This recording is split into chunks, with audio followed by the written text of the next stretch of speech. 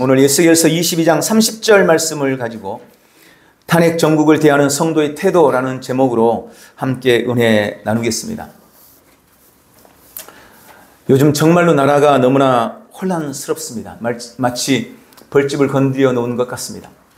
아마 많은 분들이 이런 안타까운 현실을 보면서 가슴 아파하고 또 마음 졸이고 계실 줄 압니다.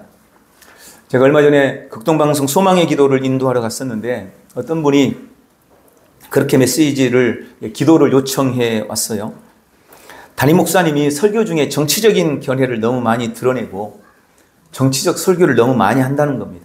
그래서 너무 그것에 대해서 불편하게 생각하는 성도들이 너무나 많노라면서 기도를 요청을 했습니다.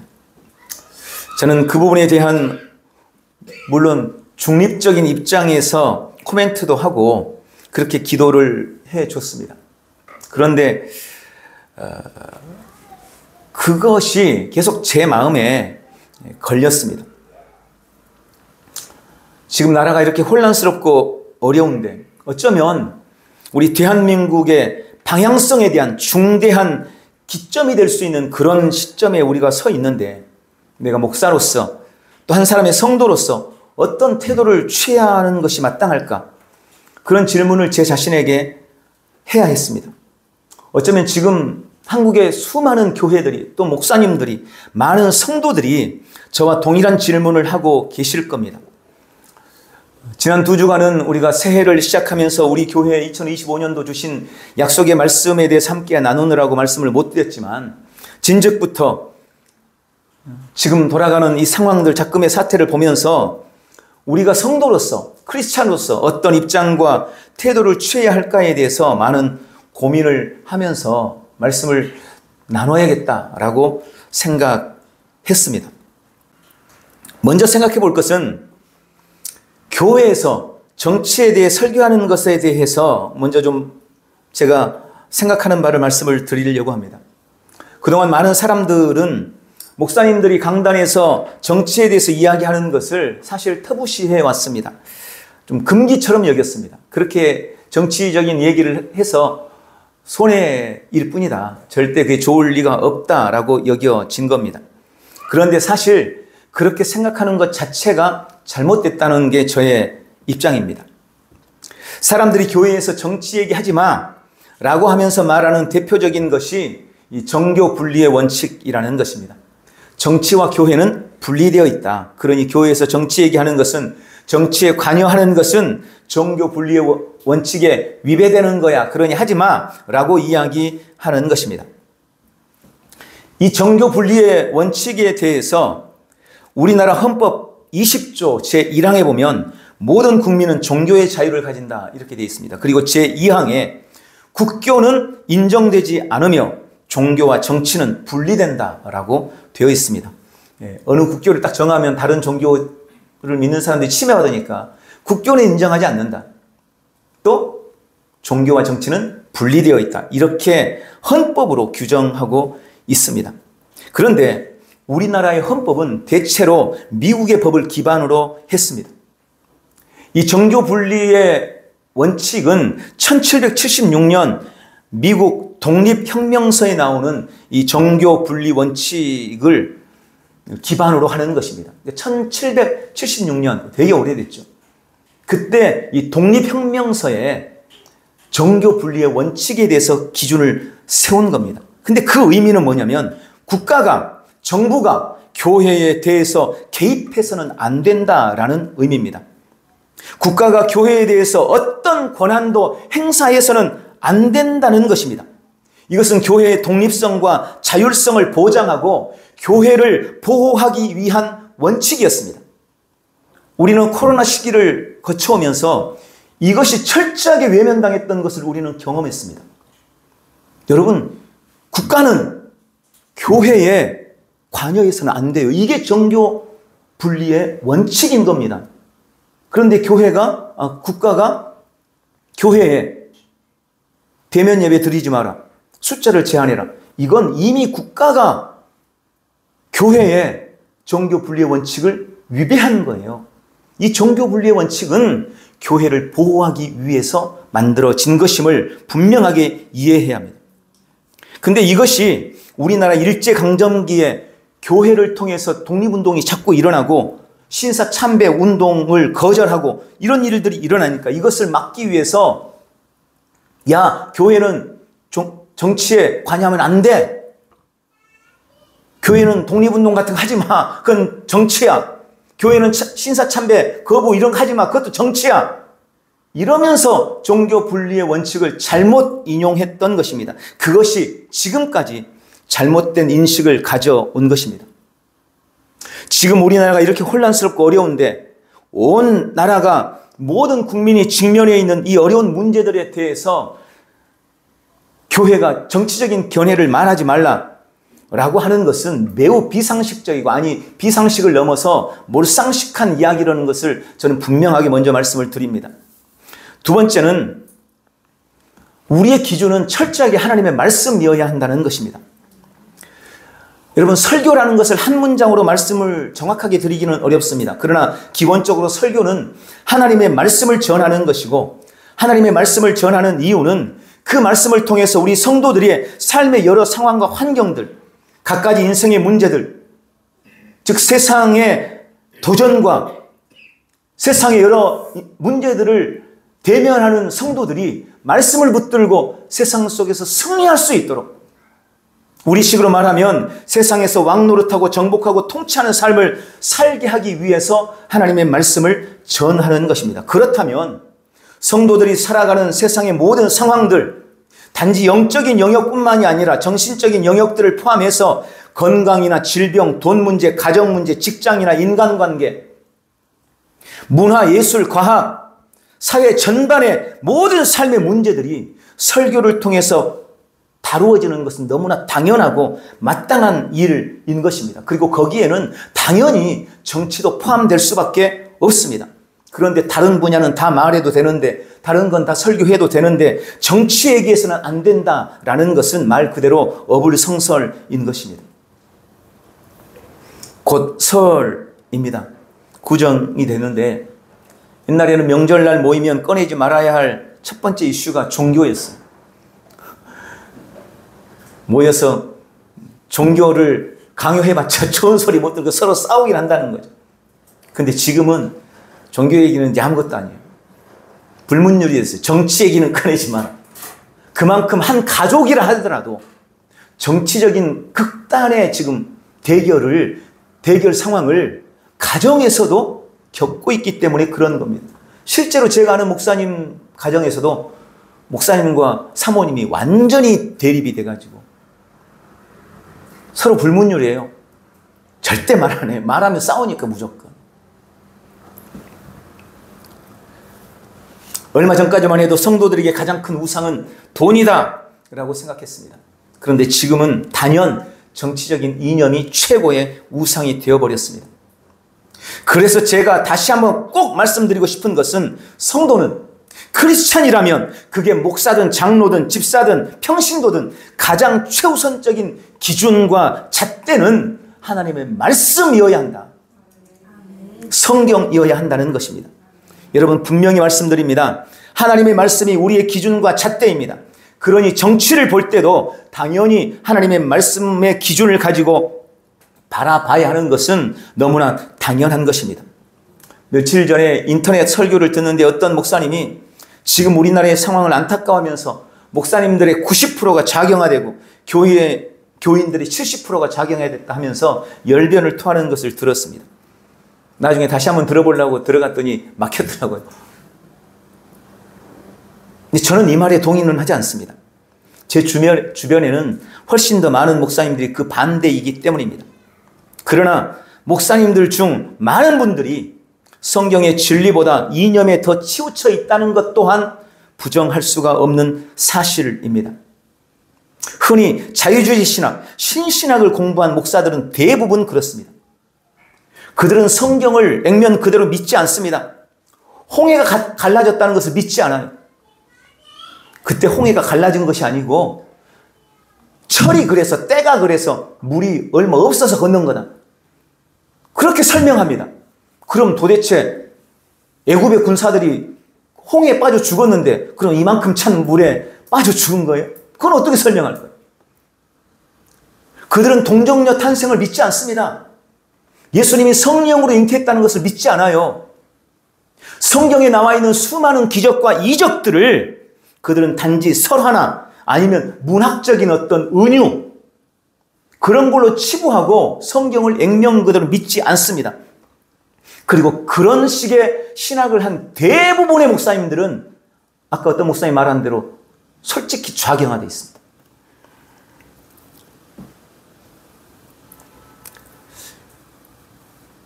물론 꼭 그렇진 않더라도 다 그런 신학적인 기조를, 잘못된 신학 기조를 가지고 있다 하지 아닐지라도 목사님들과 성도님들은 각자 여러 가지 이유로 각각의 당을 선호하고 더 옹호합니다. 그래서 내가 옹호하거나 더 선호하는 당과 다르다고 해서 상대를 무조건 비난하는 것은 매우 위험하고 잘못된 일이라고 저는 분명히 말씀을 드립니다. 중요한 것은 다시 한번 말씀드립니다. 성경이 기준이 되어야 한다는 것입니다. 하나님이 반대하면 성도는 우든 좌든 반대해야 되는 겁니다. 하나님이 그렇다고 말씀하면 내 정치적인 이념이 어느 쪽에 있든 성경이 말씀하신 바를 우리도 주장하고 선언하고 선포하고 그렇게 따라야 하는 것입니다. 그렇게 하면 정치적인 견해와 색깔은 각각 달라도 진짜 중요한 일, 본질적인 일에는 하나가 될 수 있는 것입니다. 지난 10월 27일 우리 한국교회 집회를 통해서 저는 그것에 대한 소망을 분명히 받습니다. 여러분, 말씀이 기준이 되면 정치적인 이념을 뛰어넘는 하나됨을 한국교회가 분명히 이룰 수 있는 것입니다. 진짜 반대해야 될 것을 위해서는 이념을 뛰어넘어 함께 반대할 수 있습니다. 그때 우리는 그 모습을 분명하게 봤던 것입니다. 세 번째, 우리나라의 건국, 대한민국의 건국과 기독교의 관계에 대해서 잠깐 말씀을 드리겠습니다. 일제강점기에 있었던 독립운동과 그 독립운동의 주체가 교회와 기독교인들이었다는 것은 아는 사람은 다 아는 사실입니다. 일반 역사는 그것을 숨기고 싶어 하죠. 하지만 3.1운동의 주역인 33인들 중에 절반이 기독교인이라는 그 사실 하나만으로도 기독교가 일제 치하에서 독립운동을 꾀하고 그 일의 주역이었다는 것을 결코 부정하지 못할 것입니다. 우리가 알고 있는 조만식, 안창호, 김구, 유관순 다 크리스찬이었습니다. 1945년도 우리나라는 극적인 해방을 맞았습니다. 해방 이후의 사회적인 혼란은 우리가 어렵지 않게 생각해 볼 수 있어요. 지금은 아무것도 아니죠. 그때는 실제로 사람들을 서로 죽이고 암살하고 이런 일들이 비일비재하게 일어났습니다. 열방의 다른 나라들이 우리나라를 차지하려고 하고 특히 우리나라에 들어온 이 공산당 세력, 이 공산당 세력들이 우리나라를 공산화시키기 위해서 얼마나 치열하게 싸웠는지 몰라요. 그런데 그런 와중에 하나님께서는 이승만이라는 사람을 보낸 겁니다. 이 이승만을 통하여서 자유 대한민국의 기치가 세워지고 1948년 8월 15일 대한민국이 건국되었습니다. 이승만은 기독교 국가를 꿈꾸던 사람이었습니다. 그는 1948년 5월 31일 아직 건국되기 전에 5월 31일 재헌국회가 개회될 때, 그러니까 국회가 처음으로 열렸을 때 당시 국회의원이었던 이윤영 목사님, 이윤영 목사였어요. 이 목사님이었는데 국회의원이었어요. 이분에게 국회 개회를 기도해 줄 것을 요청을 했고 모든 국회의원들이 일어선 가운데 이윤영 목사님의 기도로 대한민국의 첫 번째 국회가 시작되었습니다. 당시 기독교 인구는 5% 되지 않았습니다. 5% 미만이었어요. 그런데 이승만 대통령이 당시 임명했던 135명의 장관급 이상의 고위직 간부들은 48%가 기독교인이었어요. 그러니까 절반이 기독교인이었던 것입니다. 그만큼 우리나라 대한민국은 자유민주주의와 기독교적 가치관을 지향하며 세워졌다는 것을 이런 사실들을 통해서 우리는 분명히 알 수 있는 겁니다. 여러분, 우리나라는요, 자유민주주의의 기치, 그리고 기독교 세계관을 따르는, 기독교 가치관을 따르고 지향하는 그런 목표를 가지고 시작되었어요. 적어도 대한민국은 그렇습니다. 조선은 아니겠죠.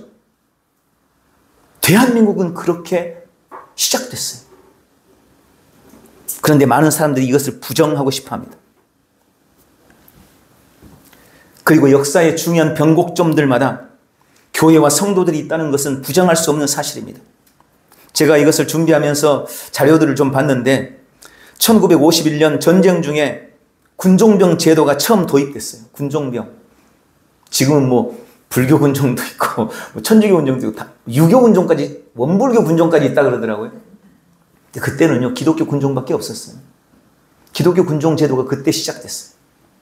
그리고 전쟁 중에 있는 군인들을 위해 찾아가 위로하고 그들을 위해서 기도해주고, 그리고 그로부터 3년 후 1994년도 국군 장병들의 20%가 기독교인이 됐어요. 그래서 기독교 역사가들은 이때 이 군종 제도야말로 한국 기독교사의 가장 획기적인 일이었다라고 그렇게 평가를 합니다. 또 당시까지만 해도 국기에 대한 경례 여러분 지금 어떻게 합니까? 이렇게 하죠. 그 전까지는요, 일본 신사참배하고 똑같이 국기 앞에서 절을 했어요. 그게 국기에 대한 경례였어요. 신사참배 하던 것처럼, 일본 사람들이 하던 것처럼 우리도 국기에 대해서 태극기 앞에서 절을 했다니까요. 그런데 당시 기독교 연합회에서 그거에 대해서 건의했습니다. 이건 자칫 우상 숭배다. 그러니까 그렇게 절하는 거 하지 말고 주목례, 손을 얹어서 주목례 하는 걸로 고쳐주십시오. 이게 여러분, 교회가 연합해서 그걸 국회에 건의했어요. 그래서 그게 받아들여져서 지금 우리가 국기에 대한 경례를 이렇게 하고 있는 겁니다. 한강의 기적이라는 경제적 부흥과 성장은 한국 교회의 부흥과 그 맥을 같이 합니다. 여기는 하나님의 놀라운 손이 작동했었습니다. 제가 지금 이러한 일들을 장황하게 설명하고 있는 것은 한국 기독교는 결코 사회 문제에, 정치에 무관심하지 않았고 중요한 시기마다 획기적인 영향력, 중대한 영향력을 미쳐왔다는 것을 지금 말씀드리고 싶은 겁니다. 그러므로 지금 우리도 이건 정치적인 문제야, 교회에서는 개입하면 안 돼, 그런 얘기 하면 안 돼. 아니요, 절대 그래서는 안 되는 것입니다.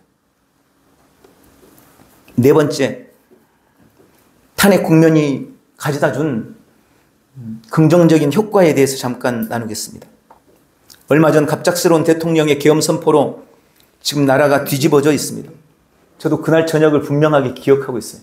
잠깐 TV를 틀었는데 계엄을 선포를 한다는 거예요. 이게 도대체 무슨 일인가 정말 깜짝 놀랐어요. 저도.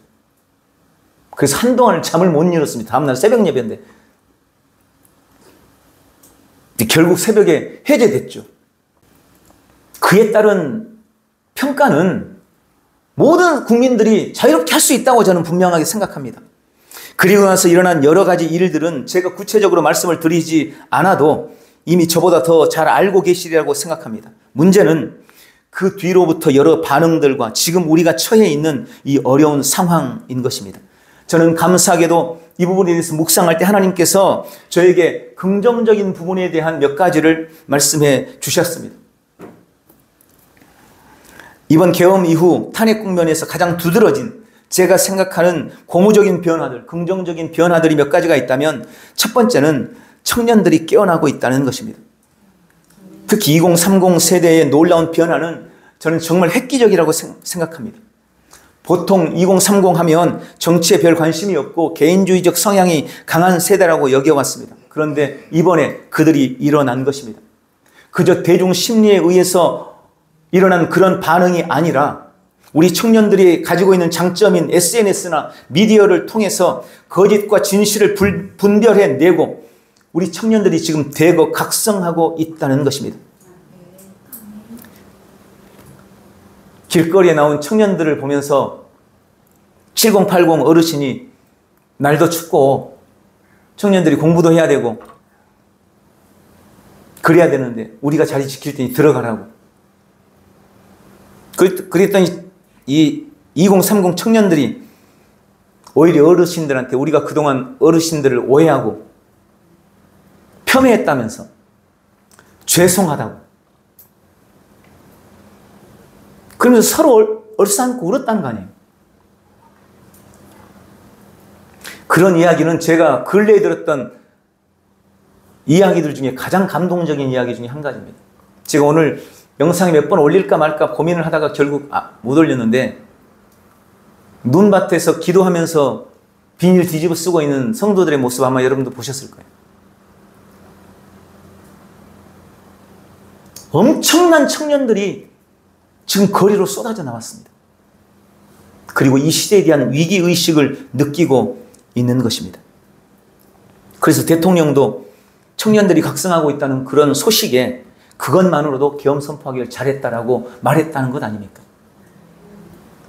저 역시 이것이야말로 가장 긍정적인 일이라고 저는 확신하고 있습니다. 청년들의 변화가, 이 변화 때문에 대한민국의 미래가 밝아진 것입니다. 훨씬 밝아진 것입니다. 두 번째, 저는 이번 탄핵 국면이 가져다준 긍정적인 효과 중에 한 가지는 진실과 거짓이 이제 드러나고 있다는 것입니다. 제가 생각했을 때 사회를 건강하게 만드는 중요한 가치는 윤리와 상식이라고 믿습니다. 성도는 당연히 하나님의 말씀이 가장 중요한 잣대죠. 그러나 일반 사람들, 보통 사람들에게는 윤리와 상식이라는 잣대가 가장 중요한 잣대입니다.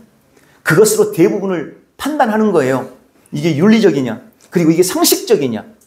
거기에 오르면 오른 거고 거기에 그르면 그르는 겁니다. 여러분 그렇지 않나요? 윤리와 상식이 중요한 잣대인 것입니다. 그리고 국민들은 정치나 언론이나 사법부에도 당연히 그런 윤리와 상식을 기대하는 것입니다. 그런데 이번에 그런 상식들이, 그런 윤리들이 여지없이 무너지는 것을 목도한 거예요. 예전 같으면 숨겼지만 이제는 숨길 수가 없는 겁니다. 그래서 그게 적나라하게 드러나 버린 것입니다. 그것 때문에 많은 국민들이 지금 분개하고 있습니다. 그렇게 숨겨진 진실, 숨겨진 거짓을 보게 된 겁니다. 그동안 주류 언론들이 숨겼던 것들, 그들이 거짓으로 말했던 것들, 그들이 감추고 말하지 않았던 것들이 지금 적나라하게 드러났습니다. 특히 한 나라의 대통령을, 우리나라의 최고 통수권자잖아요. 우리나라의 대표잖아요. 우리 국민들이 뽑았잖아요. 그런 대통령을 탄핵하면서 벌어지는 이 공수처, 경찰, 법원 등의 정말 비상식적인 이런 행동과 이런 행태와 이런 결정들을 보면서, 그리고 그것이 자연스럽게 야당 대표에게 했던 것과 비교가 되면서 국민들이 너무 기가 막힌 거예요. 저만 기가 막힌가요? 아닐 겁니다. 모든 국민들이 그렇게 생각을 하게 된 것입니다. 이제 많은 사람들이 뭐가 진실인지 뭐가 거짓인지를 알게 되었습니다. 그동안 또 여러 경고들이 있었죠. 선거 조작이나 친북, 친중에 대한 경고, 간첩 세력이나 우리나라의 전반에 깔려있던 어떤 불법적이고 이념적인 카르텔들에 대한 많은 경고들이 있었지만 대부분의 언론들이, 대부분의 사람들이, 아니 21세기 대한민국에 어떻게 그런 일이 있을 수 있어? 아니 요즘 같은 때 간첩이 어디 있어? 무슨 선거 조작, 야 어떻게 그런 일이 일어나?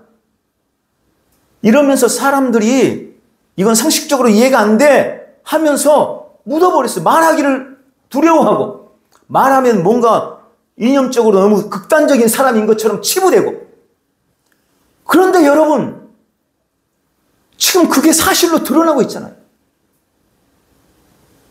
그동안 설마 했던 것들이 지금 드러나고 있는 그런 형국입니다. 이렇게 거짓들이 드러나고 있는 거예요.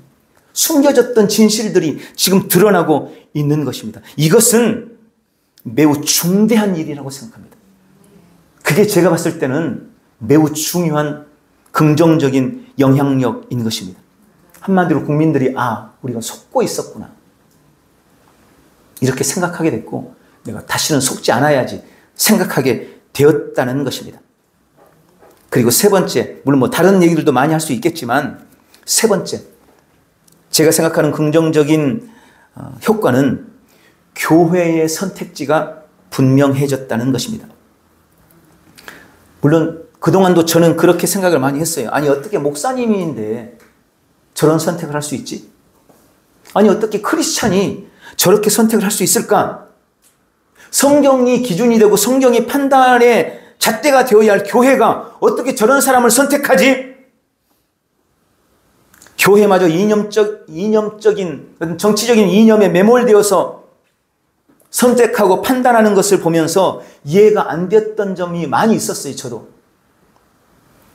그럼에도 그런 사람들의 그런 선택에 내가 모르는 다른 분명한 이유가 있을 거야 라고 이해하려고 했었습니다. 많은 목사님들과 성도들이 자신이 선택한 당이나 사람에 대해서 아마 그렇게 생각했을 거예요. 그래서 그들에 대한 기대를 포기하지 않았고 희망을 놓지 않았을 것입니다. 여러분, 실제로 많은 목사님들이 지난 코로나 시절 때 국회의원들에 의해서, 그것도 70여 명에 의해서 교회 폐쇄법이 발의되었다는 것을 많은 목사님들이 믿지 않습니다. 그 지금도 거짓 뉴스였다 그래요. 사람들이 믿질 않아요. 성도들이 그런 사실을 믿지 않습니다. 차별금지법에 대한 폐해를 말을 해도 에이, 그렇게는 안 돼. 그럴 일은 일어나지 않아. 교회에서 동성애를 반대하는 설교를 하면 그게 엄청난 처벌이 따르고 엄청난 벌금을 물어야 된다고 말해도 목사님들이 그걸 믿지 않아요.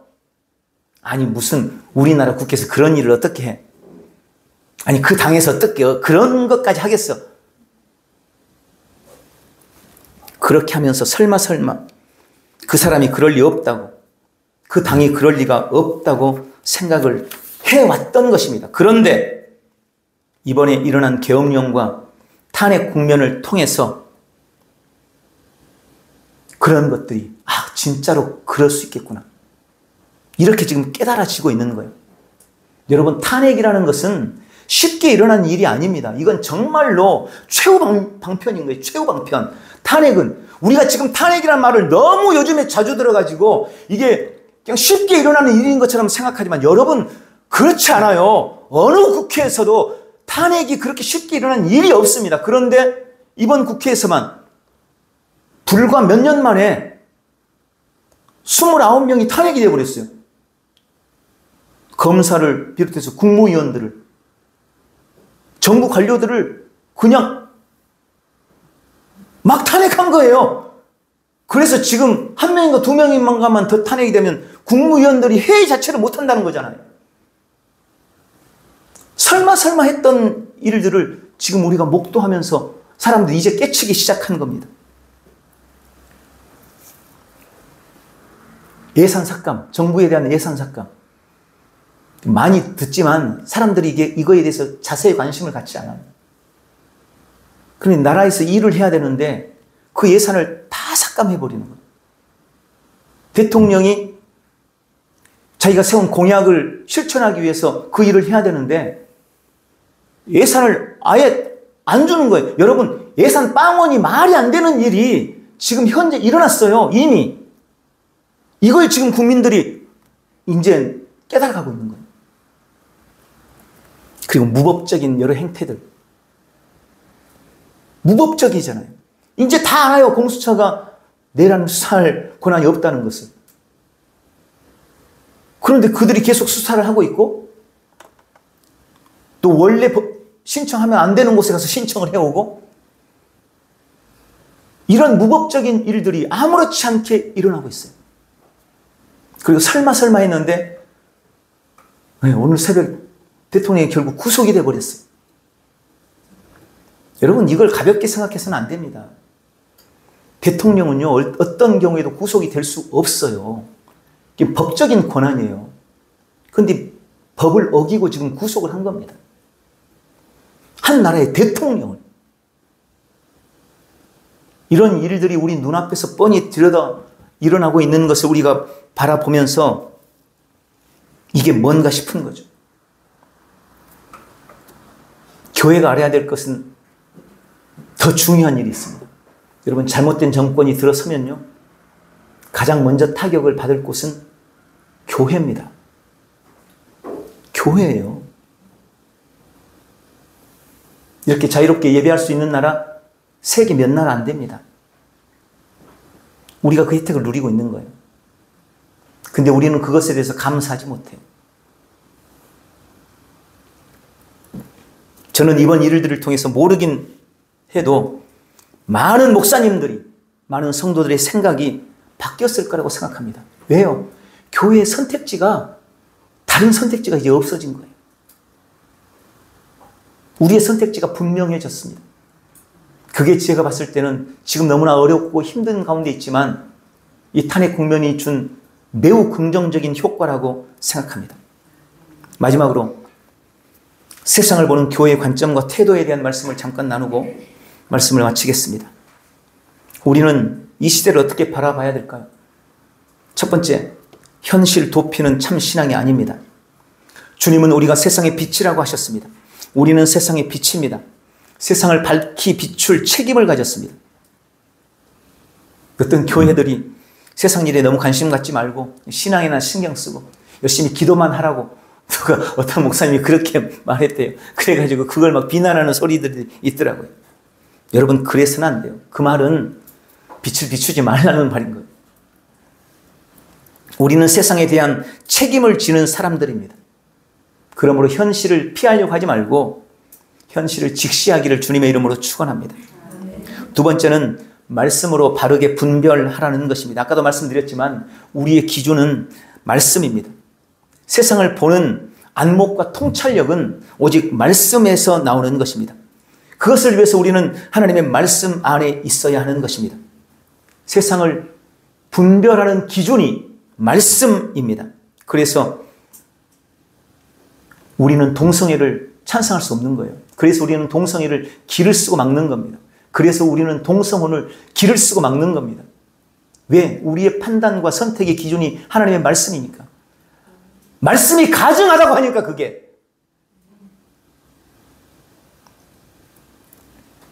그래서 우리는 불의와 불법에 맞서는 것입니다. 그것을 미워하는 것입니다. 말씀 안에 굳게 설 때 우리는 속지 않게 되고 세상을 바르게 볼 수가 있는 것입니다. 말씀으로 세상을 바르게 분별하시기를 주님의 이름으로 축원합니다. 그리고 세 번째는 하나님의 통치를 구하라는 것입니다. 성도는 온 세상을 향한 사명을 가지고 있습니다. 모든 민족을 제자 삼는 것은 우리의 궁극적인 임무입니다. 죄와 사망이 세상에 왕노릇하고 있을 때 예수님이 이 땅에 오셨고 그분이 죽음과 부활로 죄와 사망을 이기고 세상의 왕이 되셨습니다. 그리고 그분의 생명을 받았고 우리는 그분의 생명을 받았고 그 생명 안에서 나의 세상을 다스리고 정복하는 자로 부름 받았습니다.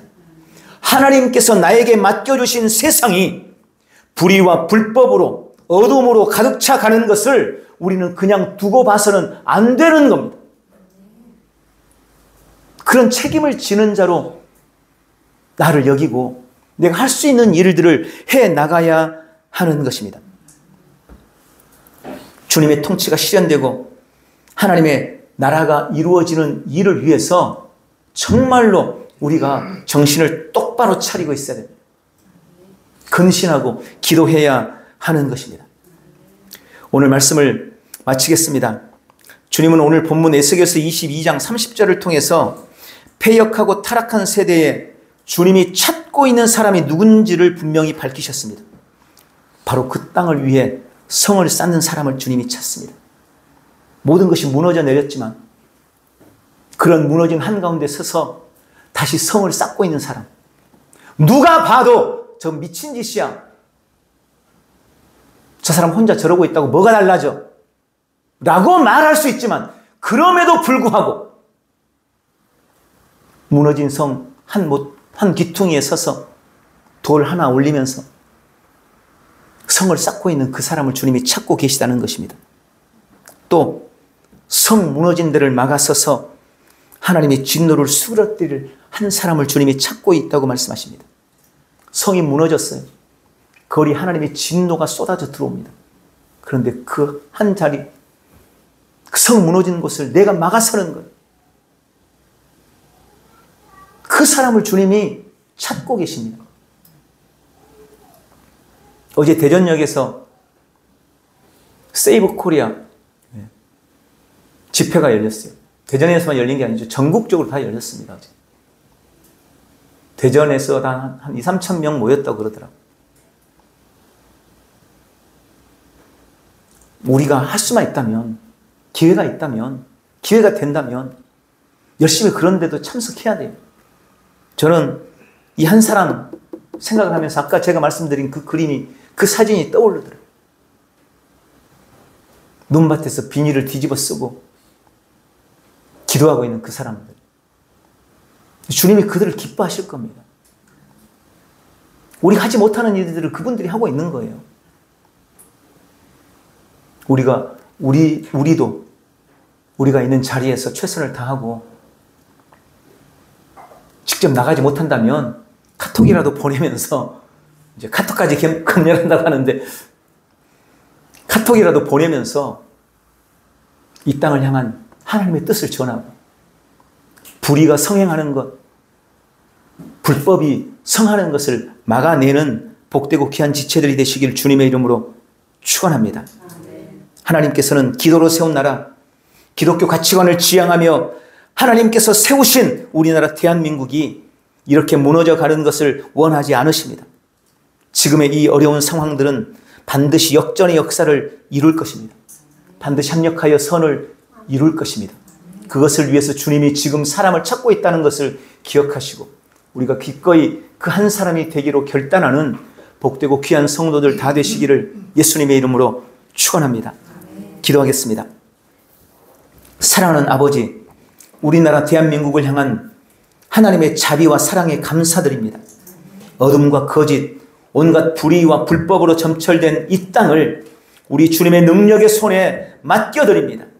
기독교 세계관과 자유민주주의의 기치 아래 세워진 우리나라 대한민국은 우리 주님의 것입니다. 이 땅 구석구석 주의 피로 세우신 주의 교회들에서 성을 쌓으며 성 무너진 데를 막아설 믿음의 사람들이 불같이 일어나게 도와주시고 위기의 대한민국이 다시 사명을 감당할 수 있도록 주님의 공법과 정의로 굳게 세워 주시옵소서. 악한 자들의 악한 계략과 도모는 먼지처럼 흩어질지어다. 모든 것은 합력하여 선을 이루고 역전과 승리의 역사가 나타날지어다. 예수님의 이름으로 기도하옵나이다. 아멘. 우리 다 같이